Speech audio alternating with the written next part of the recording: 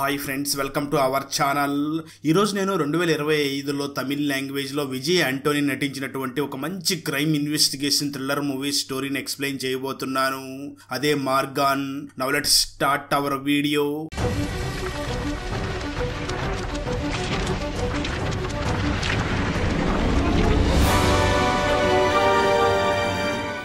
Movie starting scene లో చెన్నైలో ఒక రోజు రాత్రి సమయంలో కార్తిక్ మరియు తన గర్ల్ ఫ్రెండ్ అయినటువంటి రమ్య ఇద్దరు మాట్లాడుకుంటూ ఉంటారు. అప్పుడే కార్తిక్ ఆ రోజు తన లవర్ రమ్య బర్త్డే కావడంతో తనకి ఒక హార్ట్ సింబల్ ఉన్న చైన్ ని గిఫ్ట్ గా ఇస్తాడు. ఆ చైన్ చాలా బాగుండడంతో రమ్యకి చాలా బాగా నచ్చుతుంది. ఆ చైన్ ని వేసుకున్న రమ్య వెంటనే కార్తిక్ ని చూసి, సరే ఇంటికి వెళ్తాను, ఇప్పటికే చాలా లేట్ అయ్యింది అని తన బాయ్ ఫ్రెండ్ కార్తిక్ కి బాయ్ చెప్పి అక్కడి నుంచి ఒంటరిగా తన ఇంటికి నడుచుకుని వెళుతూ ఉంటుంది. అలా రమ్య నడుచుకుని వెళుతూ ఉండగా సడన్ గా తన వెనకాల ఒక బ్లాక్ కలర్ కారు వచ్చి ఆగి అందులో నుంచి ఒక వ్యక్తి బ్లాక్ కలర్ సూట్ వేసుకుని ఫేస్ కి మాస్క్ పెట్టుకుని అక్కడికి వచ్చి రమ్యకి సడన్ గా ఒక ఇంజెక్షన్ వేస్తాడు. దాంతో రమ్య అక్కడికక్కడే చనిపోతుంది. అలాగే రమ్య బాడీ కూడా చాలా విచిత్రంగా మొత్తం నల్లగా మారిపోతుంది. అయితే రమ్యకి అలా ఇంజెక్షన్ వేయగానే తను కింద పడిపోతూ ఉండగా ఆ సమయంలోనే కార్తిక్ ఇచ్చినటువంటి హార్ట్ సింబల్ ఉన్న చైన్ పక్కనే ఉన్న పొదల్లో పడిపోయి ఉంటుంది. ఆ విధంగా రమ్యని చాలా విచిత్రంగా చంపినటువంటి ఆ సీరియల్ కిల్లర్ తన కారులో వెళుతూ ఉండగా సడన్ గా తనకు ఒక విషయం గుర్తుకు వస్తుంది.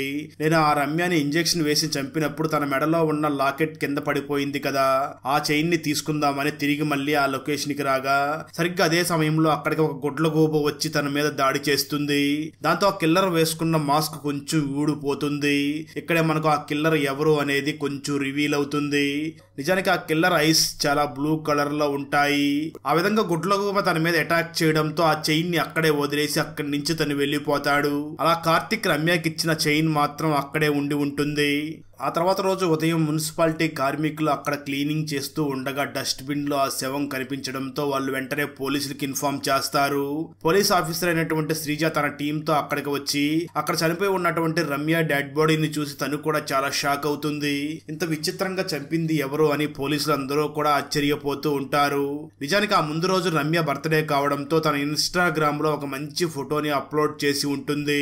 అయితే తను చనిపోయిన తర్వాత తను ఎలా చనిపోయిందో ఆ ఫోటోను కూడా తన ఇన్స్టాగ్రామ్ లోనే అప్లోడ్ చేసి ఉంటారు. ఆ ఫోటో చాలా వైరల్ అవుతుంది. అది తెలుసుకున్నటువంటి అందరూ కూడా చాలా షాక్ అవుతూ ఉంటారు. మరోపక్క ముంబైలో ఉంటూ బాగా ముందుకు బానిసైనటువంటి ధృవ అనే ఒక పోలీస్ ఆఫీసర్ రమ్య మరణం గురించి న్యూస్ లో చూసి చాలా షాక్ అవుతాడు. నిజానికి చాలా రోజుల క్రితం ఈ ధృవ కూతురు కూడా సేమ్ ఇదే విధంగా చనిపోయి ఉంటుంది. తను కాలేజీలో చదువుతూ ఉండగా ఎవరో తనని ఇదే స్టైల్లో చంపేసి ఉంటారు. అప్పటి నుంచి కూడా తన కూతుర్ని చంపిన వాళ్ళ కోసం వెతుకుతూ తను ఆల్కహాల్ కి బాగా బానిసై ఉంటాడు. ఈ రమ్య మర్డర్ కేసు గురించి పేపర్లో చదివి తెలుసుకున్నటువంటి ధృవ వెంటనే తన పై అధికారుల్ని కలిసి నన్ను వెంటనే చెన్నైకి ట్రాన్స్ఫర్ చెయ్యండి అని తను చెన్నైకి ట్రాన్స్ఫర్ చేయించుకుంటాడు. అలా తను చెన్నైకి ట్రాన్స్ఫర్ చేయించుకుని అక్కడ ఈ కేసు గురించి ఇన్వెస్టిగేషన్ చెయ్యాలి అనుకుంటూ ఉంటాడు. అదే సమయంలో ఈ ధృవకి అసిస్టెంట్ గా పోలీస్ ఆఫీసర్ అయినటువంటి శ్రీజాని నియమించడం జరుగుతుంది. ధృవ వెంటనే ఆ ఏరియాలో ఉన్న సీసీటీవీ కెమెరాస్ అన్నిటినీ కూడా చెక్ చేస్తాడు, కానీ ఎటువంటి క్లూ దొరకదు. దాంతో తను వెంటనే క్రైమ్ స్పాట్ కి వెళ్లి అక్కడ ఉన్న ఒక షాప్ దగ్గర సీసీటీవీ ఫుటేజ్ ని చెక్ చేయడానికి వెళ్ళగా ఆ షాపు ఓనర్ ధృవాని చూసి, సార్ ఈ కంప్యూటర్ గురించి ఈ సీసీటీవీ కెమెరా గురించి నాకేం తెలియదు, నా బావమరిది రాగానే నేను ఆ సీసీటీవీ కెమెరా మీ దగ్గరికి తీసుకుని వస్తాను అని చెప్పి పోలీసులను అక్కడి నుంచి పంపించేస్తాడు. ఆ సమయంలోనే ధృవ ఆ క్రైమ్ స్పాట్ దగ్గర ఒక ఓల్డ్ అంబాసిడర్ కార్ ని చూడగా దాని వెనకాల మిర్రర్ మీద ఒక విచిత్రమైన హార్ట్ సింబల్ ని డ్రా చేసి ఉంటుంది. అది గమనించినటువంటి ధృవ వెంటనే దాన్ని ఫోటో తీసుకుని వెంటనే ఆ రమ్య బాయ్ ఫ్రెండ్ అయినటువంటి కార్తిక్ కి దాన్ని చూపిస్తాడు. అది చూసినటువంటి కార్తిక్ మాట్లాడుతూ, సార్ ఇలాంటి సింబల్ ఉన్న చైన్ ని నేను రమ్యకి గిఫ్ట్ గా ఇచ్చాను అని అంటాడు. అంటే ఇది ఆ కిల్లరే ఆ రమ్యని చంపి వెళ్లేటప్పుడు ఆ కారు మీద డ్రా చేసినట్లుగా ఉన్నాడు అని నిర్ధారించుకుని వెంటనే ఫోరెన్సిక్ టీమ్ ని పిలిచి ఆ కారు మీద కూడా ఒకసారి చెక్ చేయండి, అక్కడ హార్ట్ సింబల్ ని డ్రా చేసేటప్పుడు ఖచ్చితంగా అక్కడ కిల్లర్ ఫింగర్ ప్రింట్స్ పడే ఉంటాయి, వాటిని చెక్ చేసి వెంటనే మన డేటాబేస్ లో చెక్ చేయండి అని అంటాడు. దాంతో ఫోరెన్సిక్ టీమ్ వెంటనే ఆ కారు మీద ఉన్నటువంటి సింబల్ దగ్గర చెక్ చేయగా అక్కడ వాళ్ళకి కొన్ని ఫింగర్ ప్రింట్స్ దొరుకుతాయి. వెంటనే వాటిని డేటాబేస్ లో కూడా చెక్ చేయగా సంతోష్ అనే వ్యక్తితో ఈ ఫింగర్ ప్రింట్స్ మ్యాచ్ అవ్వడంతో వెంటనే సంతోష్ ని అరెస్ట్ చేసి తీసుకుని వచ్చి విచారిస్తూ ఉంటారు. సరిగ్గా అదే సమయంలో ఆ క్రైమ్ జరిగినటువంటి షాప్ దగ్గర ఉన్న సీసీటీవీ ఫుటేజ్ ని కూడా తీసుకురావడంతో పోలీసులు అందరూ కూడా దాన్ని కూడా చెక్ చేస్తారు. నిజానికి ఆ సీరియల్ కిల్లర్ రమ్యని చంపి తిరిగి మళ్ళీ అక్కడికి వెళ్ళినప్పుడు తన మీద గుడ్లగూబ అటాక్ చేసింది కదా, అదంతా కూడా అక్కడ సీసీటీవీ కెమెరాలో రికార్డ్ అయి ఉంటుంది. పోలీసులు దాన్నే చూస్తూ ఉండగా అక్కడ ఉన్నది మరి ఎవరో కాదు, సంతోషే ఉండి ఉంటాడు. అయితే లోపల ఉన్న సంతోష్ మాత్రం ప్లీజ్ నన్ను ఎందుకు అరెస్ట్ చేశారో చెప్పండి, నేనేమీ తప్పు చేయలేదు, ఇంట్లో నా చెల్లెలు ఒంటరిగా ఉంది అని అరుస్తూ ఉంటాడు. అయితే ధ్రువ అండ్ టీం మాత్రం తన దగ్గర నుంచి పక్కకు వచ్చేస్తారు.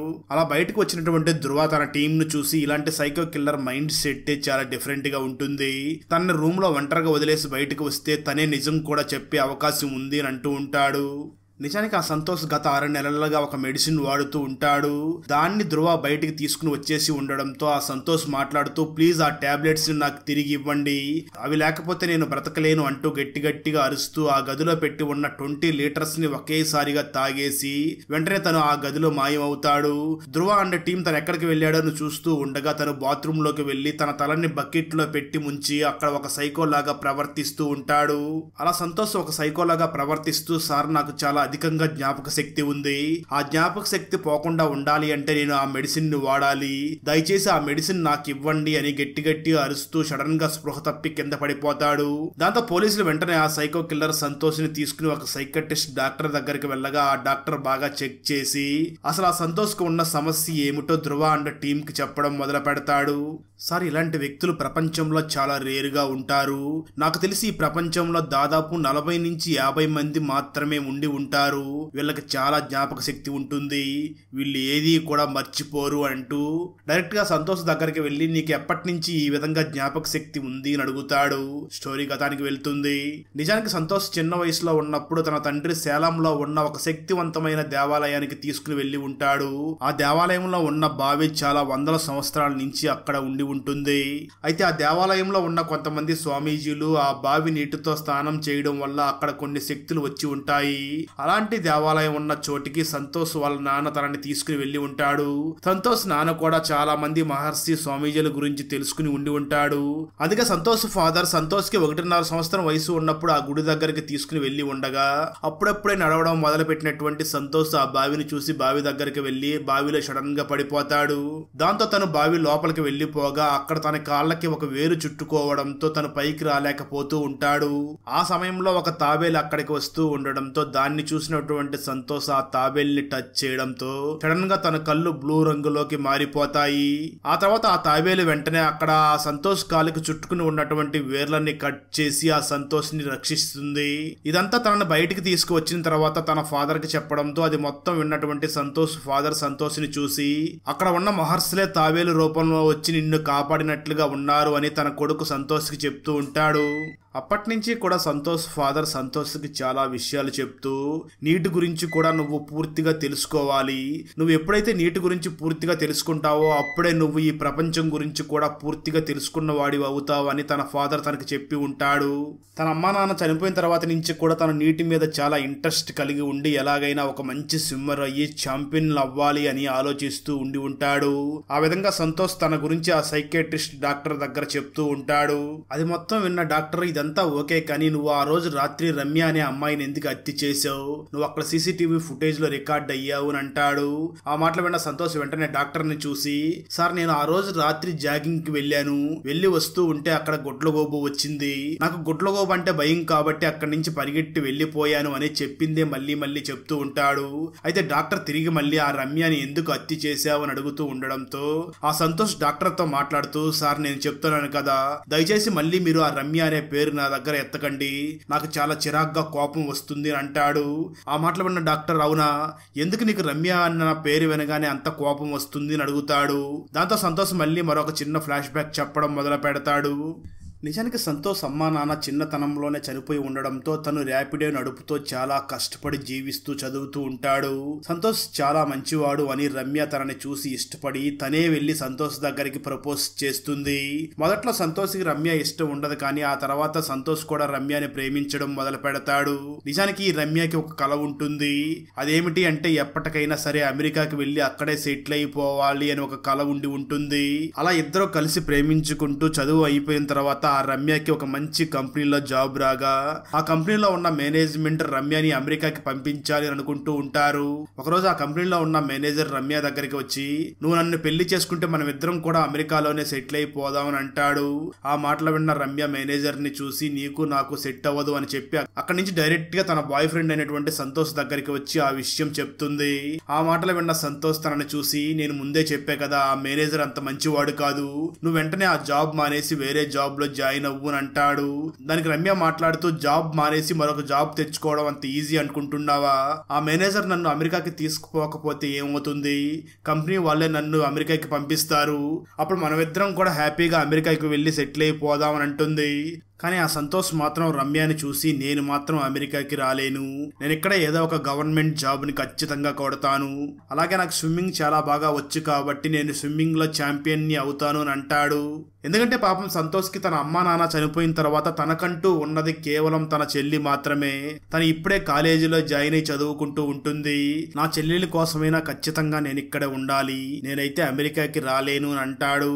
దాంతో సంతోష్ మరియు రమ్యల మధ్య గొడవ జరుగుతూ ఉంటుంది. 3 రోజుల తర్వాత రమ్య బర్త్డే రావడంతో రమ్య తన బర్త్డే పార్టీని ఒక పబ్ లో ఇస్తుంది అని ఆ విషయం తెలుసుకున్న సంతోష్ డైరెక్ట్ గా ఆ పబ్ దగ్గరికి వెళ్ళగా అక్కడ మేనేజర్ మళ్ళీ ఆ రమ్యకి ప్రపోజ్ చేస్తాడు. ఈసారి రమ్య చాలా నవ్వుతూ దాన్ని యాక్సెప్ట్ చేస్తుంది. అది చూసినటువంటి సంతోష్ చాలా కోపంగా లోపలికి వెళ్లి ఆ రమ్యని బయటికి తీసుకొచ్చి మాట్లాడుతూ ఉండగా రమ్య చాలా కోపంగా సంతోష్ ని చూసి, నువ్వు ఒక లూజర్, నువ్వు ఇక్కడే చెన్నైలో ఉంటూ ఏదో సాధించాలంటున్నావు కదా, వెళ్ళి అది సాధించుకో, ఇంకెప్పుడు కూడా నాకు కనిపించుకుని అంటూ ఉంటుంది. సరిగ్గా అదే సమయంలో ఆ మేనేజర్ మనుషులు అక్కడికి వచ్చి సంతోష్ తల మీద బీరు బాటిల్ తో కొట్టడంతో సంతోష్ అక్కడికక్కడే స్పృహ తప్పి పడిపోతాడు. వెంటనే మేనేజర్ ఫ్రెండ్స్ సంతోష్ ని తీసుకొచ్చి బయట పడేయగా కొంతసేపటి తర్వాత అక్కడికి బ్లాక్ ప్యాంట్ షర్ట్ మరియు ఫేస్ కి మాస్క్ పెట్టుకున్న ఒక వ్యక్తి వచ్చి, సార్ మీకు చాలా దెబ్బలు తగిలి ఉన్నాయి అని ఆ సంతోష్ కి ఫస్ట్ ఎయిడ్ చేసి అక్కడి నుంచి వెళ్లిపోతాడు. అలా స్పృహలోకి వచ్చినటువంటి సంతోష్ అక్కడి నుంచి నడుచుకుని వెళుతూ ఉండగా పక్కనే ఒక స్విమ్మింగ్ పూల్ ఉండడంతో దానిలో పడిపోతాడు. అయితే సరిగ్గా అదే సమయంలో ఎక్కడైతే రమ్య బర్త్డే పార్టీ ఇస్తుందో ఆ పబ్ లో డ్రగ్స్ తీసుకుంటున్నారు అని అక్కడ పోలీసులు రైడ్ చేయడానికి వస్తారు. ఆ సమయంలో అక్కడి నుంచి ఒక వ్యక్తి తప్పించుకుని పారిపోతూ ఆ స్విమ్మింగ్ పూల్ లో దూకి అక్కడి నుంచి వెళ్లిపోతాడు. అయితే ఆ వ్యక్తిని తరుముకుని ఒక పోలీస్ అక్కడికి వస్తూ ఉండగా సరిగ్గా అదే సమయంలో ఆ స్విమ్మింగ్ పూల్ లో నుంచి సంతోష్ పైకి రావడంతో ఈ స్విమ్మింగ్ పూల్ లో దూకింది ఇతనే అని ఆ సంతోష్ ని అరెస్ట్ చేసి అతని మీద డ్రగ్స్ కేసుని కూడా ఫైల్ చేస్తారు. ఆ విధంగా తన డ్రగ్స్ సేవించకపోయినప్పటికీ తన మీద కేసు బుక్ అయ్యి తన ఫింగర్ ప్రింట్స్ ఆ పోలీస్ డేటాబేస్ లో ఉండి ఉంటాయి. అలా జరిగిందంతా చెప్పినటువంటి సంతోష్ అక్కడ ఉన్నటువంటి ధ్రువాని మరియు డాక్టర్ ని చూసి, సార్ మీరు చెప్తున్న ఆ రమ్య ఎవరో నాకు తెలియదు, నేను ఏ హత్య చేయలేదు, ప్లీజ్ నన్ను వదిలేయండి సార్, ఇంట్లో మా చెల్లి ఒంటరిగా వెయిట్ చేస్తుంది అని అంటూ ఉంటాడు. అయితే ఆ మాటలు విన్న ధ్రువ మాత్రం సంతోష్ ని ఇంటికి పంపించడానికి ఇష్టపడకుండా ఉంటాడు. ఇదంతా చూసినటువంటి సంతోష్ ఆ ధ్రువాని చూసి, మీకు ఫ్యామిలీ లేకపోతే దాని వాల్యూ తెలియదు అని చాలా హీనంగా మాట్లాడుతూ ఉంటాడు. ఆ మాటలు విన్న ధ్రువ చాలా బాధపడుతూ తన ఫ్లాష్ బ్యాక్ ని చెప్పడం మొదలు పెడతాడు. నిజానికి ముంబై మెడికల్ కాలేజీలో ఈ ధ్రువ కూతురు చదువుతూ ఉండగా అదే కాలేజీలో చదువుతున్నటువంటి సునీల్ ఆ ధ్రువ కూతురుని ర్యాగింగ్ చేస్తూ ఉంటాడు. ఇదంతా కూడా ధ్రువ కూతురు ఫ్రెండ్ వీడియో రికార్డ్ చేసి ఆ ధ్రువకి సెండ్ చేయడంతో అక్కడికి పోలీసులు వచ్చేస్తూ ఉంటారు. అది చూసినటువంటి సునీల్ అండ్ గ్యాంగ్ అక్కడి నుంచి తప్పించుకుని పారిపోతారు. ఎందుకంటే వాళ్ళ మీద డ్రగ్స్ కేసు కూడా ఫైల్ అయి ఉంటుంది. అదే విధంగా వాళ్ళు ఎన్కౌంటర్ లిస్ట్ లో కూడా ఉండి ఉండడంతో వాళ్ళు చాలా భయపడిపోయి అక్కడి నుంచి పారిపోతారు. కట్ చేస్తే ఆ తర్వాత రోజు మార్నింగ్ ధ్రువ కూతురు ఒక డస్ట్బిన్ లో చనిపోయి తన బాడీ మొత్తం కూడా బ్లాక్ కలర్ లోకి మారిపోయి ఉంటుంది. దాన్ని చూసినటువంటి ధ్రువ ఇది ఖచ్చితంగా సునీల్ మరియు తన ఫ్రెండ్సే చేసి ఉంటారు అని చాలా కోపంగా సునీల్ ఇంటికి దగ్గరికి వెళ్ళగా ట్విస్ట్ ఏమిటి అంటే ప్రెజెంట్ ధ్రువ కూతురు ఏ విధంగా చనిపోయి ఉందో సేమ్ సునీల్ కూడా అదే విధంగా చనిపోయి తన బాడీ కూడా బ్లాక్ కలర్ లోకి మారిపోయి ఉంటుంది. అక్కడ సునీల్ బాడీని చూసినటువంటి ధ్రువ కూడా షాక్ అవుతూ ఉండగా సడన్ గా తన మీద కిల్లర్ దాడి చేసి తనకు కూడా ఇంజెక్షన్ వేస్తాడు. ఆ సమయంలో కిల్లర్ పక్కన ఉన్న ఒక వ్యక్తి గట్టిగా మాట్లాడుతూ ఇంజెక్షన్ మారిపోయింది, తనకి నువ్వు తప్పుడు ఇంజెక్షన్ వేశావు అని గట్టిగా అరుస్తూ ఉంటాడు. అదే సమయంలో విత్ ఇన్ సెకండ్స్ ఆ ధ్రువ బాడీ కూడా వన్ సైడ్ బ్లాక్ కలర్ లోకి మారిపోతూ ఉంటుంది. అలా ధ్రువ మీద దాడి చేసినటువంటి ఆ సైకో కిల్లర్ అక్కడి నుంచి తప్పించుకుని వెళ్లిపోగా అప్పటి నుంచి కూడా ఆ సైకో కిల్లర్ కోసమే తను వెతుకుతూ ఉంటాడు. ఇలా చాలా సంవత్సరాల తర్వాత చెన్నైలో రమ్య అదే స్టైల్లో చనిపోవడంతో ఇప్పుడు నేను నా కూతుర్ని చంపి కనిపించకుండా పోయినటువంటి ఆ సైకో కిల్లర్ ని పట్టుకోవడం కోసమే ఇక్కడికి అమెరికా ట్రాన్స్ఫర్ చేయించుకుని వచ్చాను అని ఆ ధ్రువ చాలా ఎమోషనల్ గా సంతోష్ దగ్గర చెప్తూ ఉంటాడు. అది మొత్తం విన్న సంతోష్ ఆ ధ్రువ బాధను అర్థం చేసుకుని తనకి ఈ కేసులో పూర్తిగా సహాయం చెయ్యాలి అని వెంటనే ధ్రువాన్ని చూసి, సార్ నేనే ఆ కారు మీద హార్ట్ సింబల్ ని డ్రా చేసింది, కానీ నేను ఆ రమ్య మర్డర్ జరిగిన ప్లేస్ లో వెళ్ళినప్పుడు నాకు అక్కడ ఒక హార్ట్ సింబల్ కనిపించింది, అది నాకు మళ్ళీ మళ్ళీ గుర్తుకు వస్తూ ఉండడంతో నేను అక్కడ దాన్ని డ్రా చేశాను అని అంటాడు. దానికి ధ్రువ వెంటనే ఆ సంతోష్ ని చూసి, సరే అసలు ఆ రోజు రాత్రి ఏం జరిగిందో నీకు గుర్తుందా అని అడుగుతాడు. ఆ మాటలు విన్న సంతోష్ ధ్రువాన్ని చూసి, సార్ నాకు ఆ రోజు రాత్రి ఏం జరిగిందో పూర్తిగా గుర్తు రావాలి అంటే నాకు చాలా నీళ్లు ఉన్న ప్రదేశానికి తీసుకుని వెళ్ళండి అని అంటాడు. దాంతో పోలీసులు వెంటనే సంతోష్ ని ఒక స్విమ్మింగ్ పూల్ దగ్గరికి తీసుకుని వెళ్ళగా సంతోష్ వెంటనే ఆ స్విమ్మింగ్ పూల్ లోపలికి వెళ్లి కూర్చుంటాడు. అలా సంతోష్ స్విమ్మింగ్ పూల్ అడుగును కూర్చుని ఆ రోజు రమ్య చనిపోయిన రోజు ఏం జరిగిందో గుర్తు చేసుకోవడం మొదలు పెడతాడు. దాంతో సంతోష్ ఆత్మ రమ్య హత్య జరిగినప్పుడు అక్కడికి వెళ్లి అక్కడంతా కూడా చూస్తున్నట్లుగా మనకు చూపిస్తూ ఉంటారు. ఈ సంతోష్ అక్కడికి జాగింగ్ చేయడానికి వెళ్ళినప్పుడు అక్కడ గుడ్ల గోపు కనిపించింది కదా, ఆ సమయంలోనే తనకి వాటర్ లో ఒక చైన్ రిఫ్లెక్షన్ కనిపించి ఉంటుంది. దాన్నే సంతోష్ చూసి ఉండడంతో అది మాటి మాటికి సంతోష్ కి గుర్తుకు వచ్చి ఉండి ఉంటుంది. ఈ విషయాన్నంతా గుర్తు చేసుకున్నటువంటి సంతోష్ జరిగిందంతా కూడా పోలీస్ ఆఫీసర్ ధ్రువకు చెప్పగా ధ్రువ మళ్ళీ ఆ సీసీటీవీ వీడియోని ప్లే చేసి చూస్తాడు. ఇక్కడే మరొక ట్విస్ట్ కూడా రివీల్ అవుతుంది. నిజానికి సంతోష్ అక్కడ లాకెట్ రిఫ్లెక్షన్ ని చూస్తూ ఉండగా సరిగ్గా అదే సమయంలో ఎవరో అక్కడ చెయ్యి పెట్టి ఆ నిజమైన హార్ట్ సింబల్ ఉన్న చైన్ ని తీసుకుని వెళ్లిపోయినట్లుగా సీసీటీవీలో రికార్డ్ అయి ఉంటుంది. ఇది మొత్తం చూసినటువంటి ధ్రువ, అంటే ఈ హత్య చేసింది సంతోష్ కాదు, మరొక సీరియల్ కిల్లర్ ఎవరో ఆ రమ్యని హత్య చేసి ఆ తర్వాత అక్కడి నుంచి తప్పించుకుని వెళ్లిపోతూ అక్కడ చైన్ పడి ఉన్న విషయాన్ని గుర్తు చేసుకుని తిరిగి మళ్ళీ అక్కడికి వచ్చి ఆ చైన్ ని తీసుకుని వెళ్ళినట్లుగా ఉన్నాడు అని ఆ పోలీస్ ఆఫీసర్ ధ్రువ అర్థం చేసుకుని సంతోష్ ని అక్కడి నుంచి విడిచిపెట్టేస్తాడు. దాంతో సంతోష్ చాలా ఆనందంగా ఇంటికి వెళ్ళగా ఇంటి దగ్గర మాత్రం ఇంటికి తాళం వేసి ఉంటుంది. అది చూసినటువంటి సంతోష్ చాలా భయపడుతూ, ఈ సమయానికి నా చెల్లి ఇంటికి వచ్చి తన ఫ్రెండ్స్ తో డాన్స్ ప్రాక్టీస్ చేస్తూ ఉండాలి, కానీ ఈ రోజు ఎందుకు తాళం వేసి ఉంది అని చాలా భయపడుతూ పోలీస్ స్టేషన్ లో తనకు తెలిసినటువంటి పోలీస్ ఆఫీసర్ శ్రీజాకి ఫోన్ చేసి ఇన్ఫార్మ్ చేస్తాడు. దాంతో ఆ పోలీసులు అందరూ కూడా తన చెల్లెల కోసం వెతుకుతూ ఉంటారు. కట్ చేస్తే మరో పక్క సంతోష్ చెల్లెలు తన ఫ్రెండ్ హాస్టల్ దగ్గరికి వెళ్లి అక్కడి నుంచి తిరిగి ఇంటికి రాబోతూ ఉంటుంది. ఆ సమయంలో బాగా వర్షం పడుతూ ఉండడంతో వెంటనే తన అన్నకి ఫోన్ చేసి ఇన్ఫార్మ్ చేద్దామని ట్రై చేస్తుంది, కానీ అక్కడెక్కడా కూడా సిగ్నల్స్ ఉండవు. దాంతో వెంటనే తన ఫ్రెండ్ ని అడిగి సిగ్నల్ ఎక్కడ వస్తుందో తెలుసుకుని గొడుగు వేసుకుని అక్కడికి వెళ్లి ఫోన్ చేయబోతూ ఉంటుంది. సరిగ్గా అదే సమయంలో సైకో కిల్లర్ ఎంట్రీ ఇస్తాడు. కట్ చేస్తే ఆ తర్వాత రోజు మార్నింగ్ డంపింగ్ యార్డ్ లో ఒక మహిళ డెడ్ బాడీ దొరికి ఉంటుంది. సేమ్ ఆ మహిళ డెడ్ బాడీ కూడా నల్లగా మారిపోయి తన ఫేస్ కూడా కాలిపోయి ఉంటుంది. దాంతో పోలీసులు వెంటనే సంతోష్ కి ఈ విషయం ఇన్ఫార్మ్ చేయడంతో సంతోష్ అక్కడికి వచ్చి ఆ డెడ్ బాడీ వైట్ డ్రెస్ వేసుకుని ఉండడం చూసి నా చెల్లి కూడా నిన్న వైట్ డ్రెస్ వేసుకుని ఉంది అని చాలా బాధపడి ఏడుస్తూ ఉంటాడు. అలా సంతోష్ చాలా బాధపడి ఏడుస్తూ ఆ డెడ్ బాడీ వేసుకుని ఉన్న చెప్పుల్ని చూడగా అక్కడ హై హీల్స్ వేసుకుని ఉండి ఉంటుంది. వాటిని చూసిన సంతోష్, నా చెల్లి ఎప్పుడూ కూడా హై హీల్స్ ని వాడదు, అంటే ఖచ్చితంగా ఈ డెడ్ బాడీ నా చెల్లిది కాదు అని చెప్పి అక్కడి నుంచి ఇంటికి బయలుదేరి వెళ్లిపోతాడు. దాంతో పోలీసులు ఈ డెడ్ బాడీ సంతోష్ చెల్లిది కాకపోతే మరి ఎవరిదై ఉంటుంది అని ఎంక్వైరీ చేస్తారు. అప్పుడు పోలీసులకి అక్కడ చనిపోయి ఉన్న డెడ్ బాడీ ఒక స్కిన్ డాక్టర్ది అని తెలుస్తుంది. మరోపక్క సంతోష్ చాలా బాధపడుతూ ఇంటికి రాగా ఇంటి దగ్గర తన చెల్లెలు ఉంటుంది. సంతోష్ చాలా బాధపడుతూ వెళ్లి తన చెల్లెల్ని హగ్ చేసుకోగా తన చెల్లెలు వెంటనే తన అన్నయ్యని చూసి, అన్నయ్య నిన్న రాత్రి బాగా వర్షం వచ్చింది, నీకు ఫోన్ చేసిన ఫోన్ కలవడం లేదు, అందుకే నిన్న రాత్రి నేను మా ఫ్రెండ్ దగ్గరే ఉండి ఈ రోజు మార్నింగ్ ఇక్కడికి వచ్చాను అని అంటుంది. అయితే ఆ డంపింగ్ యార్డ్ లో చనిపోయినటువంటి ఆ మహిళ డెడ్ బాడీని చూసినప్పటి నుంచి కూడా సంతోష్ కి అదే గుర్తుకు వస్తూ ఉంటుంది. దాంతో సంతోష్, ఆ సైకో కిల్లర్ ఎప్పటికైనా నా చెల్లెలికి ప్రమాదమే, తను బ్రతికి ఉంటే నా చెల్లెలికి ఎప్పటికైనా ప్రమాదమే, ఎలాగైనా ఆ సైకో కిల్లర్ ని పట్టుకోవాలి అని సంతోష్ మళ్ళీ ఒక స్విమ్మింగ్ పూల్ లోపలికి వెళ్లి అడుగుని వెళ్లి కూర్చుని మళ్ళీ ఆలోచించడం మొదలు పెడతాడు. రమ్య మర్డర్ గురించి ఆలోచిస్తూ సంతోష్ కి మాత్రమే ఉన్న స్పెషల్ పవర్ ని యూస్ చేసి తన మెమరీని రమ్య మర్డర్ జరిగిన ప్లేస్ దగ్గరికి పంపించి ఆ కిల్లర్ ఫేస్ చూసే ప్రయత్నం చేస్తూ ఉంటాడు. అయితే కిల్లర్ మాస్క్ పెట్టుకుని అక్కడికి వచ్చి రమ్యని చంపి అక్కడి నుంచి బ్లాక్ కలర్ కారులో అక్కడి నుంచి వెళుతూ ఉండగా సంతోష్ మెమరీ కూడా ఆ కిల్లర్ తో పాటు అదే కారులో ట్రావెల్ చేస్తూ ఉంటుంది. ఇదంతా కూడా మనకు విజువల్ గా చూపిస్తూ ఉంటారు. అలా సంతోష్ మెమరీ సీరియల్ కిల్లర్ తో పాటు వెళ్లి తన ఇంట్లో కూడా వెళ్లిపోతుంది. అలా సంతోష్ మెమరీ ఆ కిల్లర్ ఇంటి లోపలికి వెళ్ళగా అక్కడ ఉన్నటువంటి గుడ్ల గోపును చూసి చాలా భయపడిపోతాడు. దాంతో సంతోష్ మెమరీ మళ్ళీ తిరిగి ఎక్కడైతే స్విమ్మింగ్ పూల్ లో సంతోష్ ఉన్నాడో అక్కడికి వచ్చేస్తుంది. అయితే అప్పటికే సంతోష్ ఆ సీరియల్ కిల్లర్ అడ్రస్ తెలుసుకోవడంతో తను వెంటనే వెళ్లి పోలీస్ ఆఫీసర్ ధృవకి ఇన్ఫార్మ్ చేస్తాడు. దాంతో ధృవ అండ్ టీమ్ ఆ ఇంటి దగ్గరికి వెళ్ళగా ఆ ఇంటికి అప్పుడే టూలెట్ బోర్డు ని పెట్టి ఉంటారు. దాంతో ధృవ అక్కడ ఉన్నటువంటి బ్రోకర్ ని పిలిచి ఇంతకు ముందు ఈ ఇంట్లో ఎవరు ఉన్నారో వాళ్ళ ఆధార్ కార్డు కావాలి అని అడుగుతాడు. సార్ నేను వాళ్ళని ఆధార్ కార్డు అడిగాను, వాళ్ళు మా దగ్గర ఆధార్ కార్డు ఏమీ లేవు, నీకు కావాలంటే 10,000 ఎక్స్ట్రా ఇస్తాను, అలాగే 10 నెలల రెంట్ కూడా ఒకేసారి అడ్వాన్స్ గా ఇస్తాను అని చెప్పి ఇంటిని రెంట్ కి తీసుకుని ఉండేవాళ్ళు. ఇక్కడ రెంట్ కొన్న వాళ్ళందరూ కూడా హిందీ వాళ్ళు సార్, వాళ్ళు ఇప్పుడు ఎక్కడికి వెళ్ళారో ఆ విషయం మాత్రం నాకు తెలియదు అని అంటాడు. దాంతో ధృవ వెంటనే ఆ ఇంటి లోపలికి వెళ్లి చూడగా ఇంటి లోపలంతా కూడా బ్లాక్ కలర్ మాత్రమే వేసి ఉంటుంది. అలా సైకో కిల్లర్ అక్కడి నుంచి వేరే చోటకి వెళ్లిపోయి ఉండడంతో తను ఎక్కడికి వెళ్ళాడో తెలుసుకోవాలి అని మళ్ళీ సుందర్ స్విమ్మింగ్ పూల్ లోకి వెళ్లి కూర్చుంటాడు. మళ్ళీ తనకు ఉన్న స్పెషల్ పవర్ ని యూస్ చేసి తన మెమరీని ఆ సైకో కిల్లర్ ని ఫాలో అయ్యేలాగా చేస్తాడు. అలా సంతోష్ మెమరీ ఆ సైకో కిల్లర్ ని ఫాలో అవుతూ ఆ సైకో కిల్లర్ ఉన్నటువంటి కొత్త ఇంటి దగ్గరకు కూడా వెళుతుంది. అలా తను ఆ ఇంటి లోపలికి వెళ్ళగా అక్కడ చాలా మ్యాగజైన్స్ ఉంటాయి. ఆ మ్యాగజైన్స్ మీద ఒక అమ్మాయి ఫోటో, అలాగే ఇంతకు ముందు చనిపోయినటువంటి ఆ డాక్టర్ ఫోటో కూడా పక్కన ఉంటుంది. అయితే చనిపోయినటువంటి ఆ డాక్టర్ ఫోటో మీద గీసేసి అక్కడ ఉన్న ఫోటో మీద మాత్రం క్వశ్చన్ మార్క్ ఉంటుంది. అది మొత్తం చూస్తున్నటువంటి సంతోష్ మెమరీ అంటే ఈ సైకో కిల్లర్ నెక్స్ట్ టార్గెట్ చేయబోయేది అక్కడ మ్యాగజైన్ కవర్ పేజీలో ఉన్న అమ్మాయిని ఆయన డిసైడ్ అవుతాడు.